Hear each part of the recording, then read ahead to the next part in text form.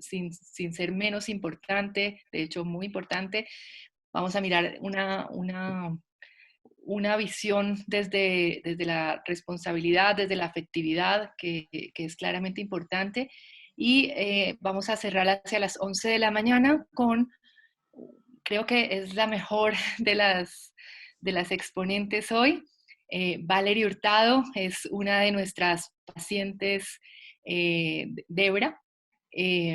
Valerie tiene una epidermolisis simple, fue una de las primeras pacientes, se inspiró a estudiar medicina y hoy está en séptimo semestre y nos va a hablar un poco de resiliencia. Entonces, bueno, vamos a arrancar, siendo ya, voy a calcular mis tiempos, las 9:05.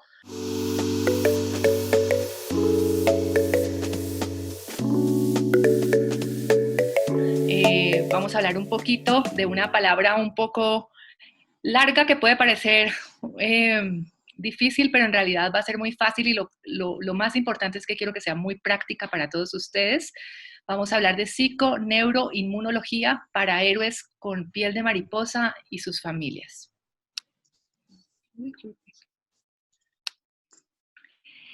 Antes que iniciemos, quiero que recordemos que estamos en el mes de las enfermedades raras. Quiero que mentalmente y de corazón nos traslademos a un parque donde con algunos de ustedes nos hemos reunido en años anteriores. Está haciendo mucho, mucho sol y queremos una deliciosa limonada. Entonces quiero que se imaginen ese limón exprimido y quiero que experimenten qué van a sentir para poderles explicar un poco lo que viene adelante.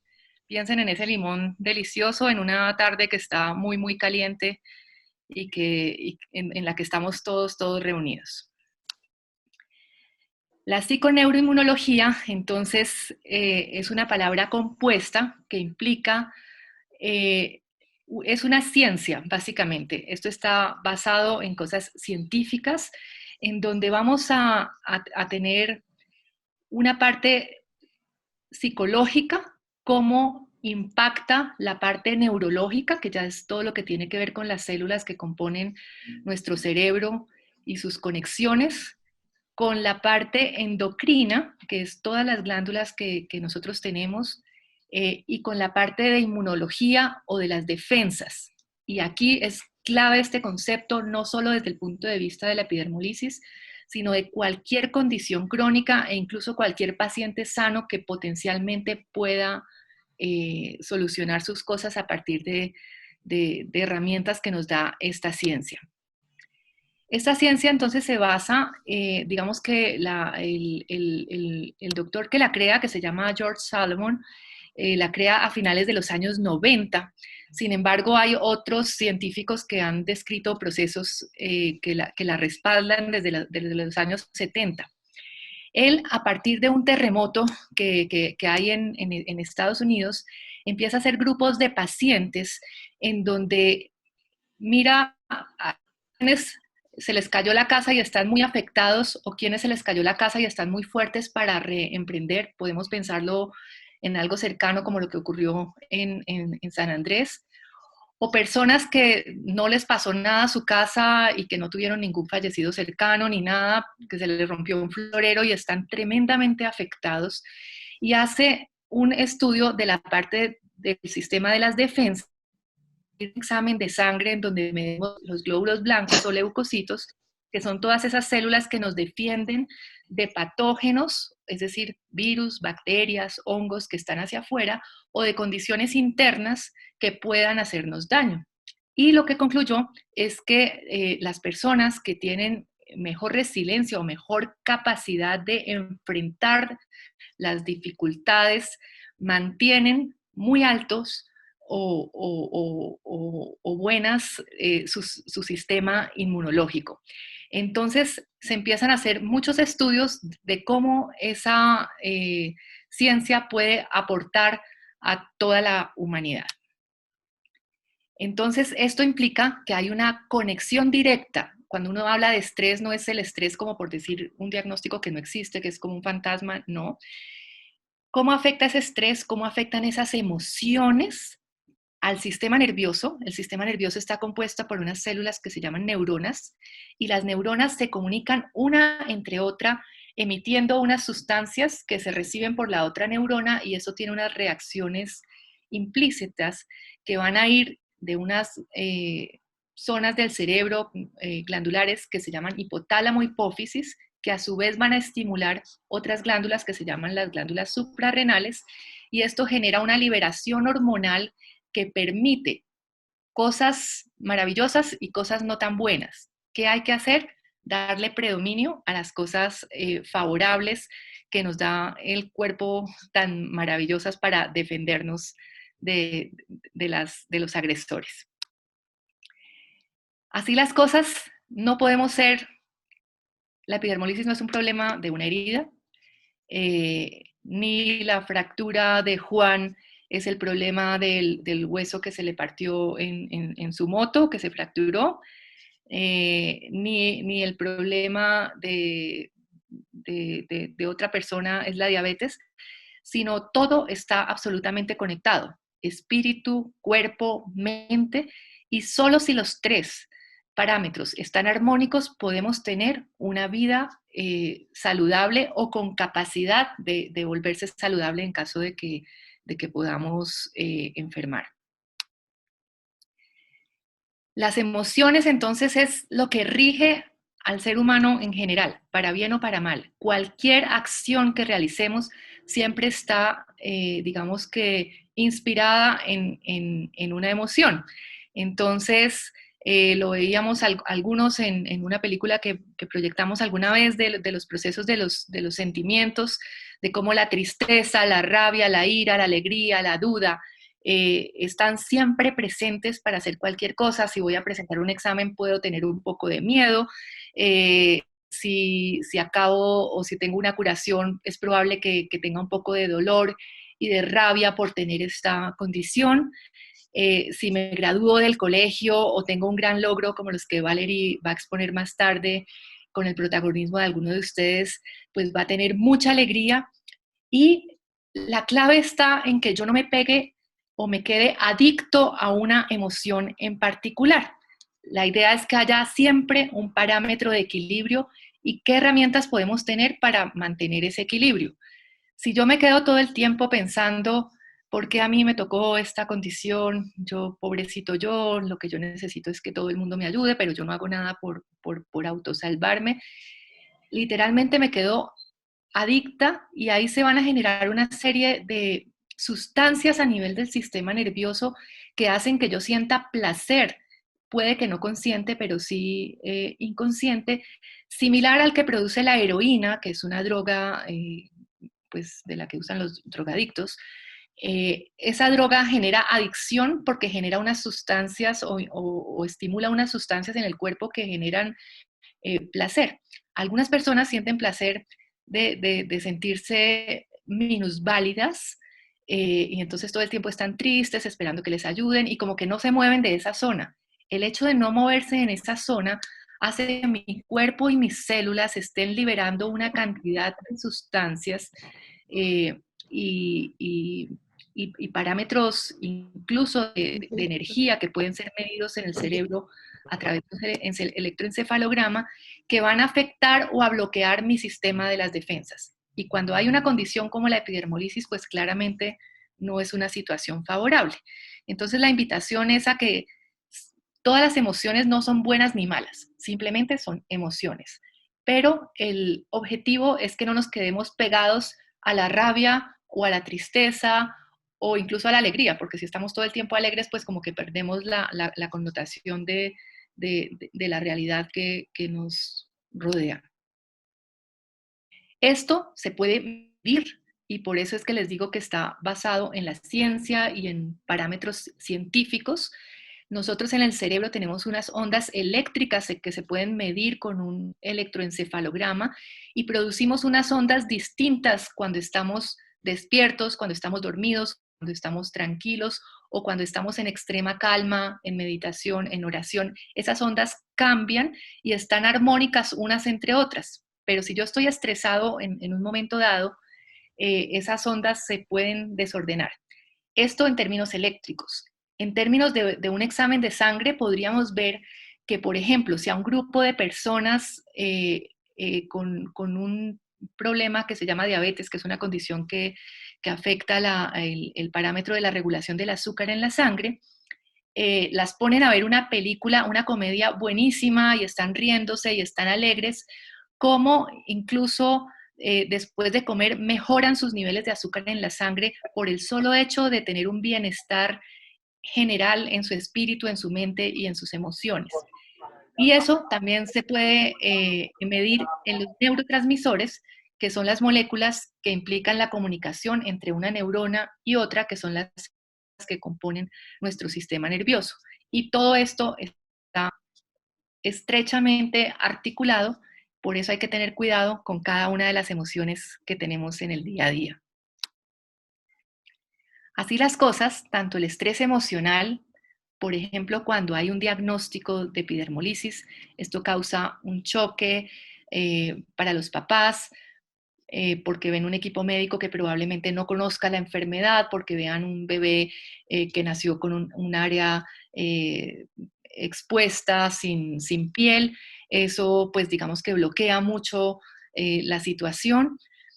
O un estrés físico, que es el que el niño sufriría por una caída y que se le hace una herida más grande, incluso más a la que se haría alguna persona que no tenga esta condición, hacen que, lo que les digo, el cerebro se comunica con las glándulas suprarrenales y se producen unas hormonas que se llaman cortisol y adrenalina. Si esto es alto en un momento chiquito, por decir algo, viene un perro y me va a morder, esta cortisol y esta adrenalina va a permitir que yo corra más rápido, incluso sin que yo sea atleta, y me salva la vida. Entonces ese sería un estrés favorable o bueno. Pero si yo me quedo ahí pegado a esa angustia y a ese estrés, me voy a las condiciones que acabo de mencionar. El niño nace con epidermolisis y me quedo llorando toda la vida. Sin duda, en menos de 5 días voy a tener una supresión del sistema inmunológico y tengo que hacerle un contra, que tengo que darle un remedio que incluso puede ser por esta misma vía y sin ningún medicamento. O el estrés físico, que como lo hemos mencionado en las charlas anteriores sobre los parámetros de cómo las heridas tienen una la que migran unas células que producen unas sustancias proinflamatorias que incluso van a ser las que generen un proceso de cicatrización. Esos niveles hormonales van a hacer que todas esas células migren y que yo pueda cicatrizar. Pero si yo tengo un estrés permanente físico, pues puedo tener factores de riesgo. Como ustedes saben, hay heridas que no cicatrizan y se pueden convertir en cáncer, como ya lo mencionó en conferencias anteriores el doctor Mauricio Torres. Entonces yo también puedo hacer esa vía al revés, prevenir pegarme a un estrés emocional o prevenir pegarme a un estrés físico y, al contrario de lo que está aquí en rojo, estimular el sistema inmunológico para que pueda defendernos de situaciones tanto externas como internas, una emoción o una bacteria que infecte una de nuestras heridas. Ay, se me fue la... Así las cosas, entonces hay un estímulo externo, que es una situación, por ejemplo, una caída que genera una herida, o un estrés interno que puede ser un pensamiento. Yo puedo estar aquí sentada sin ninguna herida, sin ningún problema, pero yo estar pensando aquí que estoy muy triste porque la pandemia no me permite viajar, por ejemplo. Si yo me quedo pensando todos los días en la tristeza de no poder viajar, entonces me voy a quedar en el miedo, en la culpa, en la rabia, en la tristeza y en la inseguridad. O puedo tener a la vez una situación externa con una respuesta emocional de yo decir, bueno, la pandemia no me permite viajar, pero me permite llegar a todos ustedes desde un computador. No tengo que parar las gestiones de Debra. Esto me permite llegar a todos ustedes al tiempo y eso me permite estar calmada, serena y segura de decir, vamos a continuar trabajando por ustedes y para ustedes. Esa situación emocional que les acabo de mencionar, en el primer caso yo estaría muy estresada, muy tensa, muy cansada, por decir, no, ya no puedo hacer encuentros presenciales, entonces Debra se acabó, ya toca cerrar, Juli, ya no quiero que nos acompañes, ya no hay donantes, apague y vámonos. O puedo decir, pasemos proyectos para gestionar, por ejemplo, 5 encuentros virtuales, como lo hicimos con Ambrit Pharma, que nos patrocina este parámetro de conectividad y de tener a todos los profesionales de altísima calidad que nos han acompañado a lo largo de estos meses. ¿Qué implica tener la opción A o la opción B? La actitud o la interpretación que yo tenga frente al hecho. Entonces, la interpretación me la va a dar mis actitudes, de decir, listo, vamos a arrancar con esta posibilidad. Mis creencias, en este caso yo creo en Dios, no quiero hablar de religión, pero sí digamos que creo que el universo va a permitir que nosotros continuemos trabajando. Unos valores que para mí es la fortaleza y la resiliencia de la que vamos a hablar posteriormente. Una filosofía de vida que a mí me mueve algo que es, para mí la vida no tendría sentido si yo me acuesto a dormir y a ver que los días pasan. Una cultura y una religión. Independientemente de cuál sea la religión, que no es la discusión en este caso, el hecho de creer en un ser superior que nos acompaña y que nos va a ayudar en todo este proceso, pues nos va a ayudar a tener una interpretación que nos permita calma, serenidad, seguridad, relajación, bienestar, y eso se va a representar en la salud. Y este ejercicio quiero que lo haga cada uno de ustedes para mirar cómo está siendo la interpretación de ustedes frente a las dificultades para, si es buena, pues construirla todos los días. Y si es mala, darle herramientas para que esa circunstancia mejore, ¿no? Sin embargo, aunque les dije que el doctor George fue quien impuso la psiconeuroinmunología como una ciencia que está estudiada en las grandes universidades o centros de investigación del mundo, para la medicina tradicional china, que es una medicina muy antigua y muy ancestral, estos ya lo decían desde hace más de 3.000 años. Entonces, como la ira que se queda pegada, ¿listo? Si yo todos los días estoy bravo, ¿cómo va a afectar el hígado? Y el hígado a su vez expresa su energía en la piel y en las mucosas.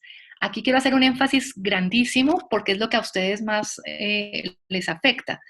Si yo entro a una curación con rabia, la capacidad de que mi piel sane va a ser mucho menos porque la rabia afecta al hígado. Y si esto es todos los días, pues claramente nos va a influir para que una rabia no deje cicatrizar una herida. Si tengo mucha alegría y alegría y alegría, el corazón, digamos que empieza a palpitar mucho y puedo tener mucha taquicardia, que si no tiene como un orden, eso tampoco es bueno. Todo esto tiene que estar estructurado. Si tengo una preocupación permanente, esto me va a afectar el vaso y a su vez el páncreas, que es el órgano que produce insulina y que me regula esos niveles de insulina. Siempre por ejemplo, en un parámetro de diabetes, es clave mirar qué es lo que tanto nos preocupa que nos está afectando energéticamente ese páncreas. El pulmón es por una tristeza infinita. Por eso cuando los niños empiezan a ir al colegio, que sienten que sus papás los abandonan, lo primero que empiezan a hacer es procesos de vías respiratorias, gripas y gripas. Por supuesto, esto está sujeto a que hay más contacto con más niños y con más microorganismos, pero si yo tengo esto fortalecido, seguramente a pesar de que haya bichos afuera, yo no me voy a estar enfermando cada 15 días, los días que inicie el colegio o algún parámetro de inclusión social en general. Y el miedo y la ansiedad afecta al riñón. Y sabemos que en algunos casos la epidermolisis afecta las condiciones renales. Una de las potenciales complicaciones es una insuficiencia renal. Entonces ahí es clave manejar el miedo y la ansiedad, no para que la condición per se no aparezca, sino que para que si aparece, yo tenga las herramientas en mi cuerpo para poder defenderme ante esa situación y mejorar mi calidad de vida. ¿Qué hacer entonces para aplicar esta ciencia a nuestro favor? Propuesta número 1, la psiconeuroinmunología y la epigenética. Como sabemos, la epidermolisis es una condición genética está escrita en en algunos de nuestros genes, y eso es lo que hace que la condición se exprese en nuestra piel y en nuestras mucosas. Pero puedo tener una epidermolisis muy agresiva, o puedo mejorarla bajo solamente la condición de cómo pensar y cómo sentir, y para eso tengo que entrenar mi cerebro. Esto es lo que hace que una herida mejore más en epidermolisis si yo tengo una buena nutrición basada en frutas, verduras, lo que hemos hablado antes, porque eso me da antioxidantes y eso mejora mis circunstancias y mis herramientas para poder cicatrizar. Eso es epigenética, las cosas que yo puedo hacer desde el ambiente para modificar la expresión de los genes, para bien o para mal. Si yo tengo epidermolisis y me pongo a fumar, seguramente esa condición de esas toxinas que están entrando a mi cuerpo, pues va a hacer que las complicaciones de la epidermolisis se presenten mucho más temprano y de manera mucho más agresiva. Entonces, la epigenética es tener la genética literalmente en nuestras manos y en nuestro comportamiento y en nuestro aprendizaje de cómo expresar esas emociones y cómo no quedarnos pegados en una emoción en particular para que nuestro cuerpo emita las sustancias que nos van a defender de todo este parámetro. La Cada oración, 5 minutos. sí, la oración y la meditación nos permiten entrar en calma, entrar en un parámetro de estar tranquilos, y esto a su vez produce unas situaciones hormonales y de comunicación que nos van a producir bienestar, y ese bienestar mejora la condición para cicatrizar una herida o para mejorar cualquier condición crónica. Respiración 4-7-8, creo que a muchos se los he mencionado. Esta es una respiración que se utiliza para procesos de meditar o para un momento de que yo necesite estar tranquilo. La puedo aplicar para presentar un examen frente al que estoy muy asustada, o frente a, por ejemplo, antes de hacer una curación que nos genera un poco de ansiedad y de angustia. ¿Cómo se hace esta respiración? La pueden encontrar en internet, la pueden buscar en YouTube, pero a grandes rasgos quiero decirles, toman el aire o hacen una inspiración de 4 segundos, lo sostienen durante 7 segundos y luego lo botan por la boca durante 8 segundos. Eso se utiliza para que toda esta connotación entre en una forma proactiva para sanar. Respiración 4-7-8. Y una cosa muy práctica, que es la que quiero dejarles como tarea y como propuesta, es una caja de la felicidad. A mí hace unos años alguien muy especial me regaló esta cajita hecha con mariposas, que es una de nuestras exponentes, que es Valeria Hurtado. La propuesta es que tengan una caja que ustedes decoren como quieran y que adentro metan todas las cosas, ya sea en un papelito con un escrito, ya sea un peluche, ya sea una chocolatina, lo que quieran. Quiero que identifiquen todas las cosas que les genere alegría, ¿sí? Entonces, por ejemplo, a mí me genera mucha alegría pensar en Nuri y en Nixa. Entonces, una foto de Nuri y Nixa la tengo que tener metida en esa caja. Por ejemplo, me genera mucha alegría un video que les vamos a presentar más tarde. Vamos a meter una USB con ese video en esa cajita. Si es un niño más pequeño, por ejemplo, el peluche o el muñeco que más les guste, lo vamos a meter en esa cajita. Si es un papá que le angustia mucho las curaciones, pero que le produce mucho placer recordar el día que conoció el mar, una foto del mar va a estar en esa cajita. Todas las cosas que representen lo que nos hace sonreír, las vamos a meter en esa cajita. Y cuando estemos muy tristes o muy angustiados, la propuesta es, vamos a abrir esa caja y vamos a recordar el parámetro bueno que nos va a disparar esas condiciones hormonales, celulares, de neurotransmisores que nos van a hacer sentir mejor. En 5 minutos les prometo que un remedio que no viene en cápsulas, que no viene en inyecciones, sino que viene en esta cajita, los va a hacer sonreír, pero detrás de esa sonrisa van a ver una cantidad de sustancias que les van a generar bienestar y sanación. Esa caja, el contenido de esa caja son las alas de ustedes. Es una invitación para volar a pesar de las dificultades, para tener resiliencia o capacidad de recuperar no solo las circunstancias emocionales, físicas, la pandemia, el no tener trabajo, o sea, todas las dificultades que tengamos. Aquí, digamos que cabe esta frase en la que dice, la felicidad no es hacer lo que uno quiere, sino querer lo que uno hace.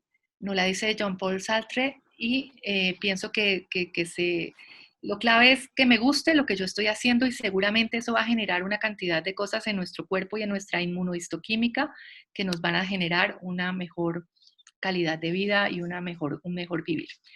Muchísimas gracias. Ustedes ya conocen mi correo, ya conocen mi WhatsApp. Por último, quiero invitarlos a ser parte de las actividades del mes de las enfermedades huérfanas. Este año se ha definido la imagen de Migue como la representación de los pacientes con enfermedades huérfanas y específicamente de los pacientes con piel de mariposa, en donde esta frase que dice, mi familia ha sido mi gran soporte, Miguel Machuca. Seguramente en la cajita de Miguel habrá una foto de su familia que a pesar de las dificultades es lo que lo hace sonreír, pararse y ser incluso un ejemplo para todos nosotros. Muchísimas gracias y ya termino acá.